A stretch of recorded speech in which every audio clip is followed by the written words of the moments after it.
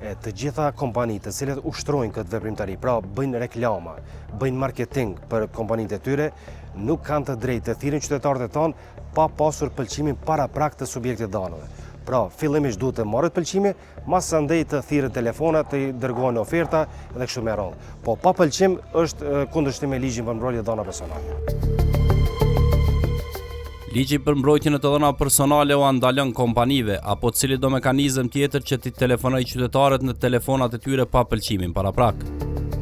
Sipas ligjit, para çdo thirrje, kompanitë duhet t'i zbatojnë standardet e ligjit për privatësi i cili imponon që para thirrjeve qytetarët të japin pëlqimin paraprak. Javë më parë në Agjencinë e Privatësisë janë deponuar disa ankesa për një kompani e cila i ka telefonuar qytetarët pa pëlqimin e tyre. Kjo informat nxjerr në terren zyrtarët e agjencisë të cilët janë përgjegjës për të ndaluar veprimtari të tilla. Sot e kemi pas një inspektim të planifikuar qysh më herët, për shkak se agjencia kohët e fundit ka pranuar disa ankesa, me 10 ankesa ka pranuar nga qytetarët e Republikës tonë lidhur me aplikimin e marketingut të drejt për drejt. Duke pas parasysh që edhe marketingu drejt për drejt duhet të përshtatet kërkesave ligjore, siç është pëlqimi paraprak si subjekteve danave, ne kemi planifikuar inspektim, kemi bërë hetime gati një muaj për ta evidentuar se cili kontrollues është duke bërë këtë marketing.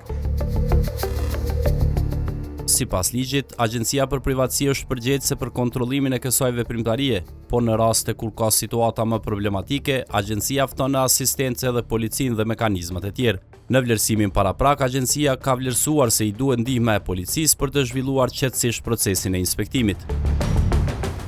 Në moment që kemi hasur në identitetin e kontrolluesit, kemi zhvilluar procesin e inspektimit, ku kemi hasur në lista të numrave të cilët kontrolluesi i ka thirrur dhe për të cilët nuk ka pasur pëlqim paraprak. Gjatë inspektimit që e bënëm në tek biznesi i caktuar, ne kemi gjetur telefona të cilët janë thirrur qytetarët e tonë, kemi gjetur lista me numra të telefonave për të cilët kontrolluesi deklaron se nuk ka pëlqimin e tyre. Të gjitha dokumente që kemi hasur aty, i kemi marrë në cilësinë e dëshmisë për procedurë më të tjeshme. Ne vlerësojmë të gjitha dokumentet, vlerësojmë situatën të cilën e kemi gjetur dhe agjencia do të nxjerrë një vendim të cilët e bën publik në faqen e saj.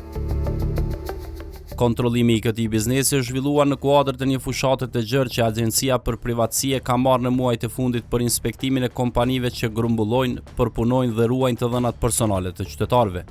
Në javën e fundit, agjencia ka konfiskuar kamerat e sigurisë dhe ka identifikuar biznese që shkelin rregullat ligjore. Të gjitha dënimet dhe ndëshkimet në këto raste janë të publikuara në faqen e agjencisë. Kallzo.com raportoi gjatë javës së kaluar se një medium është dënuar me 20.000 euro gjobë për shkak të shkeljeve të dhënave personale. Dhe me këtë rast, ne si agjencion i bëjmë thirrje të gjithë kontrolluesve, të gjithë bizneseve, të cilët aplikojnë marketingun e drejt për drejt, që një mënyrë e tillë të bëjnë në harmoni me ligjin tonë. Cili kriter është sa i përket ligjit tonë, është pëlqimi paraprak i subjektit danës. Pra, askush nuk mundet me thirrë një person në telefonin personal pa pasur paraprakisht pëlqimin e tij.